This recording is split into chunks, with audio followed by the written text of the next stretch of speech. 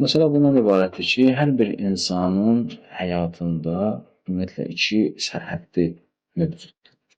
Bu sərhədlərin biri bizim fiziki sərhədlərimizdir.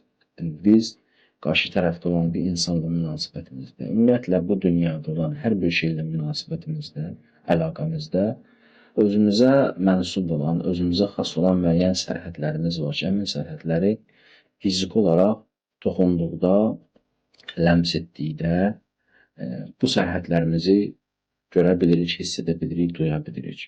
Məsələn, hər birimizə məxsus olan hər hansı bir əşya, istər ev olsun, istər minik olsun, istər kitab olsun, qələm olsun və s. və ilaxır.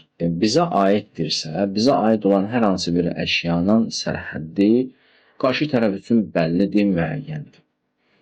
Və biz münasibətlərimizdə adətən bir-birimizin fiziki sərhədlərini gördüyümüz üçün, bəlli olduğu üçün bizlərə həmin sərhədləri qorumağa, həmin sərhədləri gözləməyə çalışır. Amma insan həyatında sərhədlər təkcə onun fiziki sərhədlərindən ibarət deyil. Bizim görünməyən bir sərhədimiz var.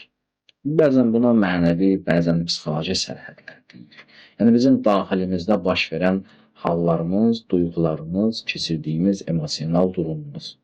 Bunlar da əslində bizim özümüzə məxsus olan bəzi sərhədlərdir.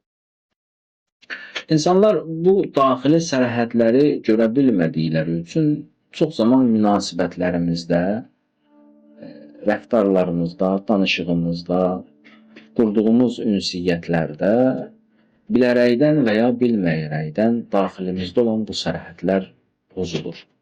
Və bu sərhədlərin pozulması əslində insanda olan duyğusal, emosional və ya psixoloji narahatlıqların, gərginliklərin və ya pozuntuların yaranmasına səbəb olur.